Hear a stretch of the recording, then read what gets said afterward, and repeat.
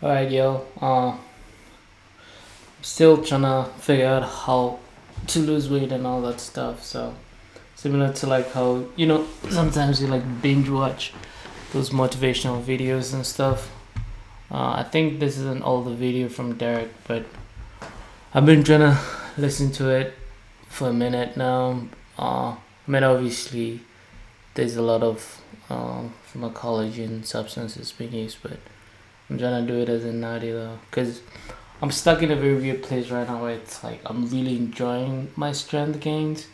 You know what I mean? I'm still trying to like make sure I hit the 3 plates on bench, 4 plates on squat, and then 5 plates on my deadlifts. I know it's very arbitrary, probably doesn't match up to my genetics or my body composition or whatever, but at the same time it's like I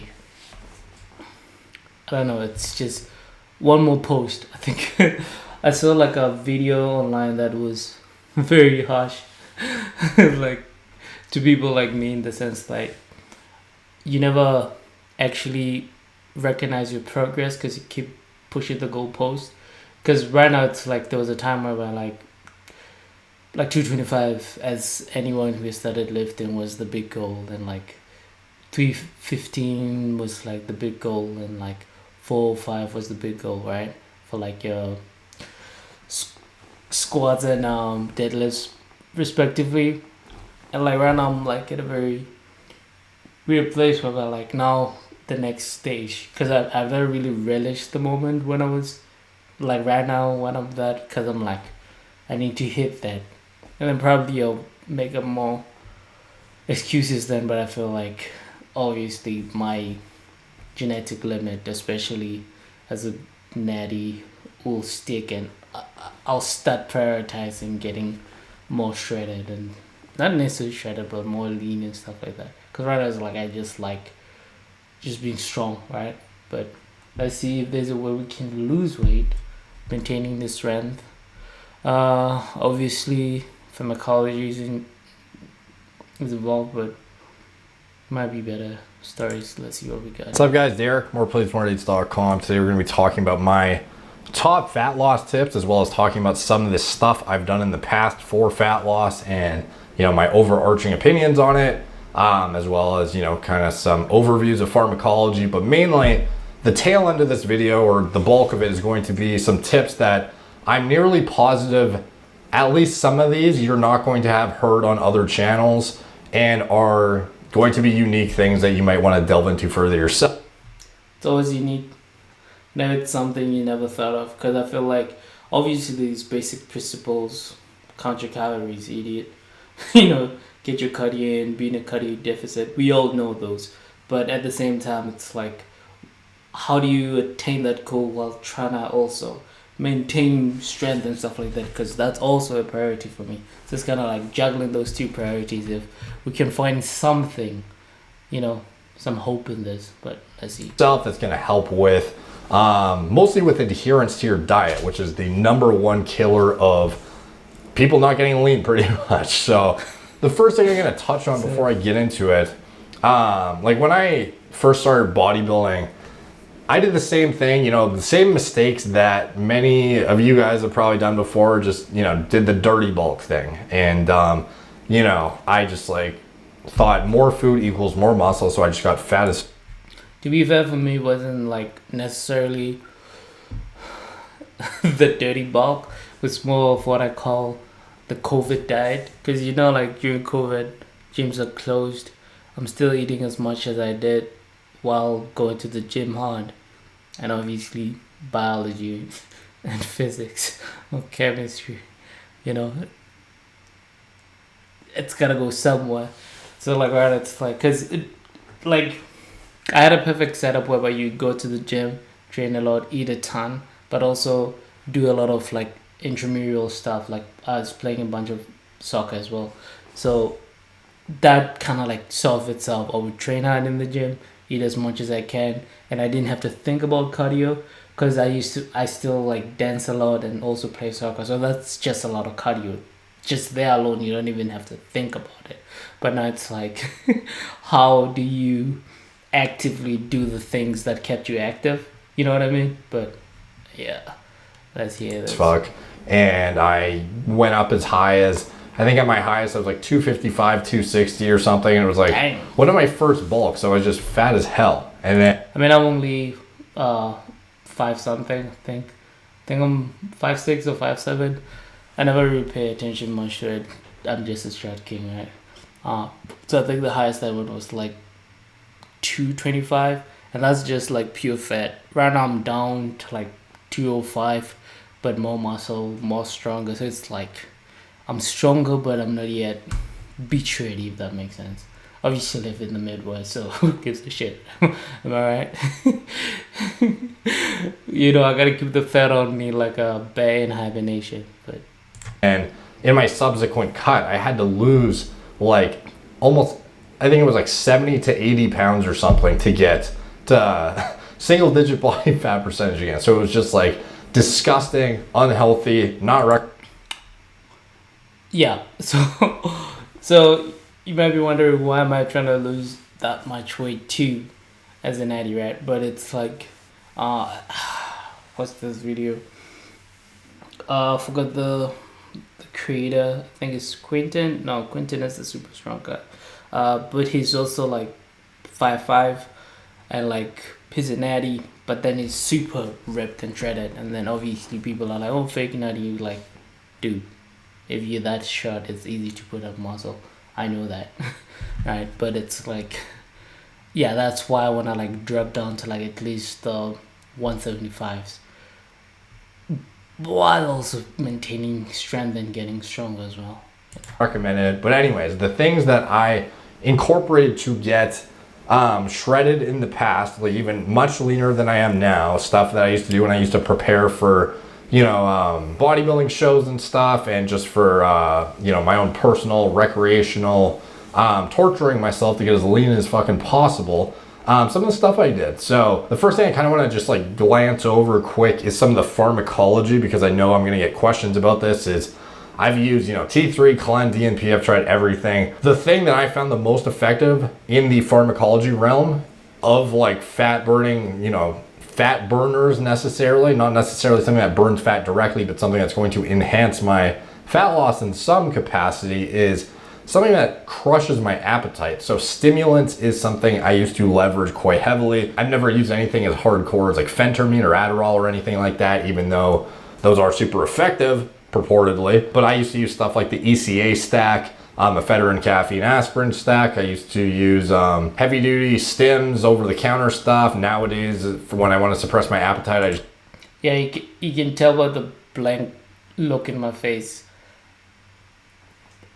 I mean, I know of these compounds, but it's things up.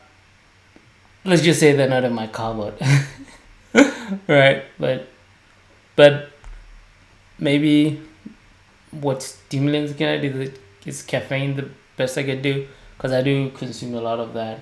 I'm addicted to pop, so I've been trying to drink more kombuchas and like LaCroix. Or is it LaCroixes? Argue amongst yourself in the comment section, but let's see. Just use Gorilla Mind Rush, and I find that actually works better than the ECA stack. At the tail end of some of my cuts, when I would get into the single digits, I would need to incorporate melanotan too as well. Now, why you might be thinking, why would you need to use a injectable peptide that makes you tanned to get cut? And it's not, you know, for some crazy fat burning effect, even though it may, you know, enhance insulin sensitivity, and there's some interesting data on that. It's that it fucking destroys your appetite. It actually makes you kind of nauseous. But when you're super don't eat. That's all I gather from that. I mean, if you're able to take in the stack, you can do that. But then, from a natty perspective, yeah.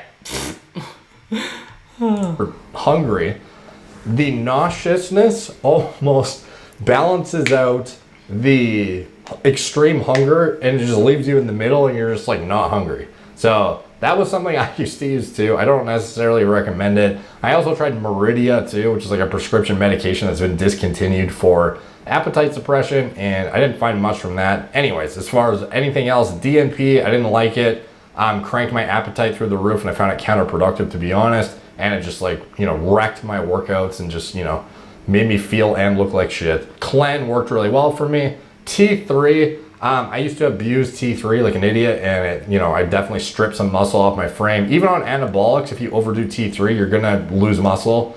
It's very, very catabolic, but yeah, I'm also very worried about that because it's like even though I'm like chubby right now, it's like I also am very muscular. Like my technique in the gym, I've been very focused on hypertrophy. You see my bicep, you see, starting to peak up a bit. I don't know how good the camera is. You know what I mean? So it's like I'm not, I'm not weak. So it's like I also don't want to lose all that muscle, and I think yeah, you're gonna lose some, but also is there a way to maintain that? Because I do prefer the strength over the muscle. Something that I do think should be, highlighted is that a lot of people during prep, I don't necessarily think that T3 is, a mandatory thing, but if you're like getting into a deep cut and you're severely depriving yourself of not just, micronutrients as you get into a deeper deficit, but you're also, depriving so many macronutrients that your body can't even function, correctly, and can't even facilitate proper thyroid hormone production and whatnot, and you're stressing out and cranking your TSH up and stressing out your thyroid to get, even mediocre function, it may be prudent to perhaps incorporate T3 to take stress off of it. Like a similar, mechanism to how you would think about using insulin to like relieve the beta cells in the pancreas and blah, blah, blah, to not, insulin resistance and all that kind of stuff. A sort of similar thing, in my opinion, should be, explored further when it comes to thyroid usage in even just like a replacement amount or like a high normal, like physiologic high normal amount during a cutting phase for those who are going like into a really aggressive or a very long drawn out cut. That's something you might want to work with your doctor. But anyways, anything else? Injectable L-carnitine, yohimbine, and GH seem to work well in a fasted state prior to cardio. Prior to cardio being very important, actually. Prior to fasted cardio being very important with these three in particular. But other than that, that's just some of the pharmacology stuff that, I know people are going to ask about and want to know about as far as fat loss goes. And those are things that I felt were worth touching on. But anyways, some of the diet practices now and sort of like hacks for sticking to your diet. This is the biggest weakness everyone has. So how can you get lean as hell without cheating on your diet? So first off, I want to make clear, this is not necessarily healthy recommendations. This is not about, once you start getting steep into 500 plus calorie deficit, it's no longer about hitting your micronutrient needs adequately. Like if you could, that's great, but yeah, like even as a natty too, it's not like like it's like aesthetically pleasing, but then those levels can get unhealthier too, especially if you're too lean, for example, affecting your hormone productions and stuff like that. So I am very cognizant of those as well, but then at the same time it's like, am I too far over the thick side already that I am losing something health-wise already by just getting fat and stronger, right? So maybe the other side of the spectrum might be more suiting for me, but I don't know.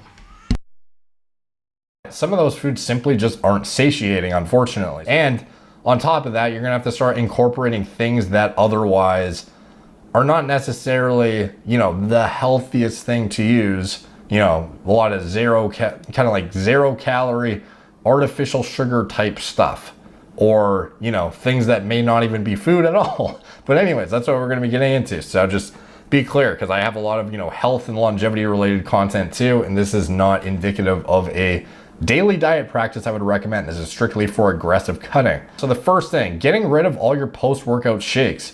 I don't know why people still do this in their cutting phases. They still have liquid calories, and it's like the least satiating thing. Sorry, I'm like low-key at the moment super addicted to like parfaits because they look healthy, but oh, it's so delicious. And calorie rich.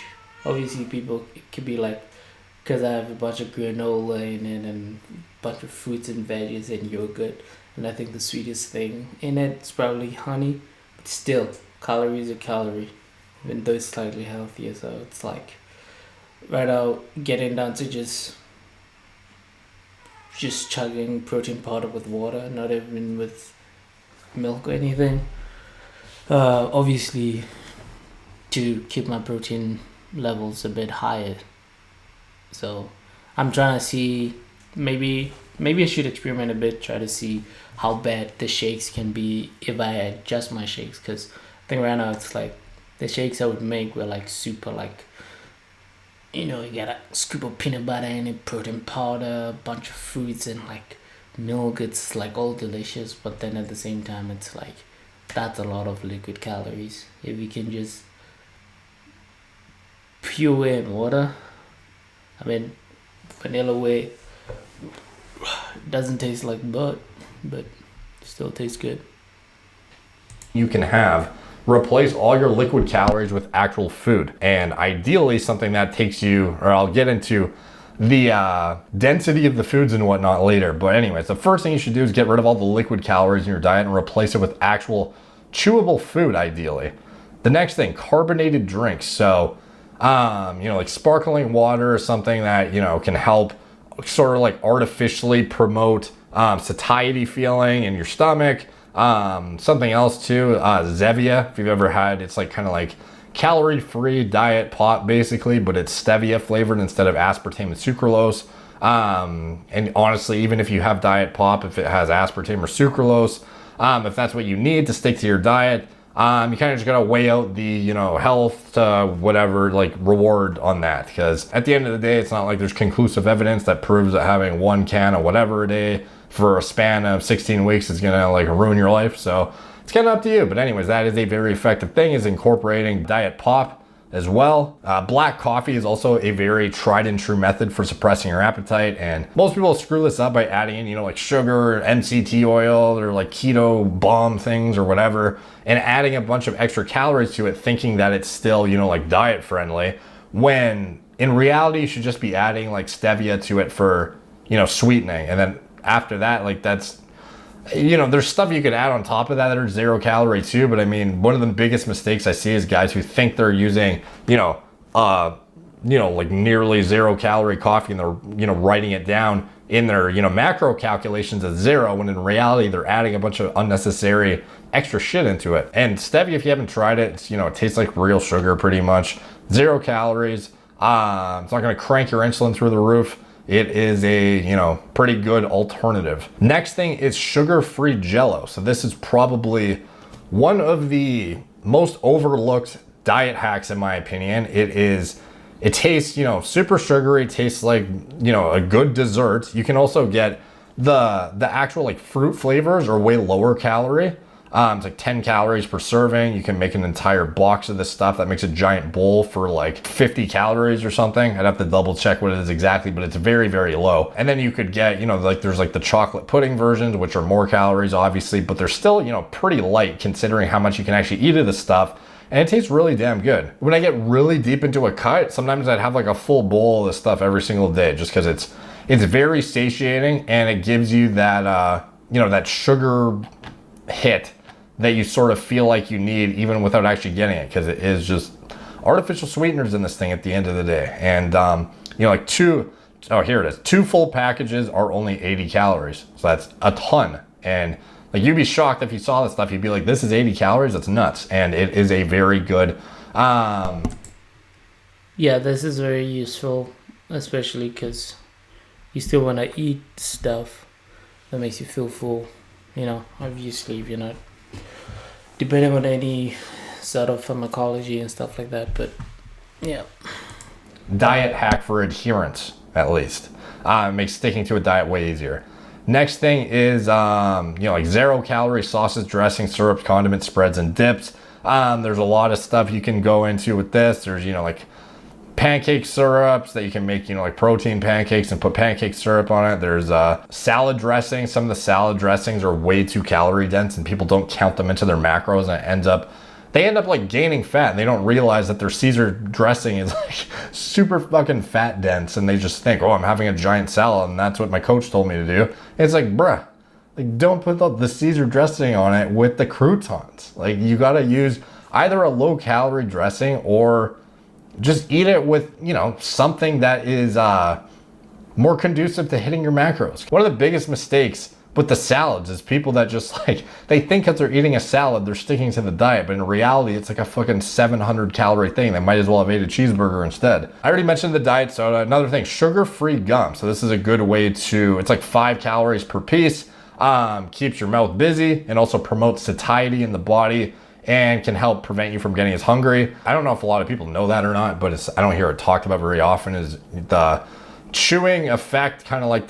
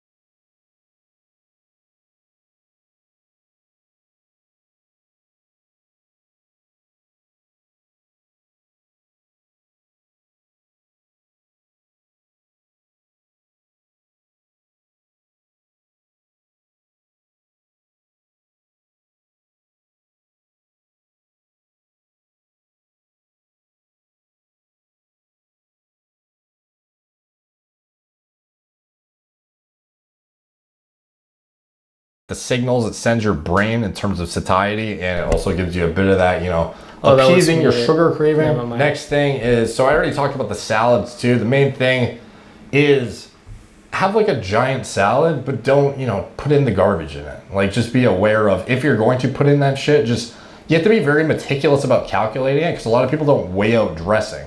They kind of just like pour it on and eyeball it, but I can almost guarantee you off. So if you're gonna use a dressing, use a low calorie one, or actually weigh the bottle on the scale, pour it on the thing, and then weigh the bottle and find the difference and make sure you're actually sticking to your macro allotments. Or put the salad on the scale and then add the dressing. That's another way to, probably smarter way to measure it now that I'm thinking about it. And make sure you're staying within your macro allotments, because a lot of people, they just use way too much. Or they shouldn't even be using that at all, because you could be filling those calories up with something far more satiating than that. Another thing, PB2 peanut butter. So this is something that I used to add into my oats to make them not taste like ass. And they're pretty damn good, honestly. So this is basically like 85% less fat than normal peanut butter. PB2 peanut butter is an all-natural powdered peanut butter product deriving from peanuts and are slow roasted and then pressed to remove the fat and oil. Basically, this stuff is like the diet-friendly version of peanut butter, and some people, like, to be honest, I'm not like a huge peanut butter like fiend. Like some, I don't know what's with chicks and peanut butter. It's like the #1 thing they want when they're dieting for some reason. But anyways, it's good. Don't get me wrong. When you use it in this form, you can use 2 tablespoons of it. Is only 45 calories and it's 5 grams of protein, and there's like no fat. So it's kind of like, you can add it into protein shakes to make them taste really good. You can add it into your oatmeal. You can put it into protein pancakes. You can put it into French toast, I guess, if you wanted to. You can put it into pretty much anything that is, I don't know, makes sense to put it into. I don't know, but it's fucking good, to be honest. And it's not something I would eat year round, but for an aggressive dieting phase, you know, it's very good to add flavor to your meals that you would otherwise would be impossible to get, because normally you'd have peanut butter, you'd have 1 tablespoon with like, you know, 2 to 3 times the calories of this. So the next thing, this is one of the most overlooked hacks in my opinion that no one seems to talk about: shirataki noodles. So these look and taste, well, I don't know if they taste exactly the same as pasta noodles, but they're close enough if you're in aggressive deficit. So they aren't carb dense whatsoever, and they have no calories whatsoever pretty much. So the brand I use has 0 calories in an entire package. This stuff is a fantastic dieting tool in my opinion, because you can cook 2 whole packages of this stuff and have a giant, you know, like chicken and noodle bowl, and it can, you know, it's only like 250 calories. It's just the chicken that you count towards it and whatever sauce you put on it. So you can have like a giant bowl, like fucking as big as you want, and you just have to count the chicken breast and the sauce basically. Like the noodles are almost nothing, but they still fill you up, and they are like, to be honest, if you're at like maintenance or in a surplus and you ate these noodles, you'd be like, this is fucking like, there's no way I'd eat this. But when you're in a deficit, stuff that normally you think is not that appetizing is like insanely good. So if you can get, all right, you can go ahead and check out the rest of the video if you haven't already. It's a pretty old video, but it's one of those things, you know when you procrastinate doing something because you know then it's gonna make you have to do something, you know what I mean? So yeah, I feel like right now my strategy, it's gonna be very simply up the cardio, do as much active things as I can, as opposed to driving to the park and ride. What if I walk? You know, those miles add up. During my lunch breaks, as opposed to just TikToking, you know, you can just do some step master while I'm at work or something, you know. So yeah, and then we'll see how that works out, while also maintaining strength, because that's one thing too. It's like, yeah, in the long run it's better, you know, that wise, but in the meantime still want to get strong. Gotta hit those plates, man. I think yesterday I did like 3 to 5 on the squat, and I was like, okay, it moves. All right, I feel like by the end of the year I can get to 4 or 5.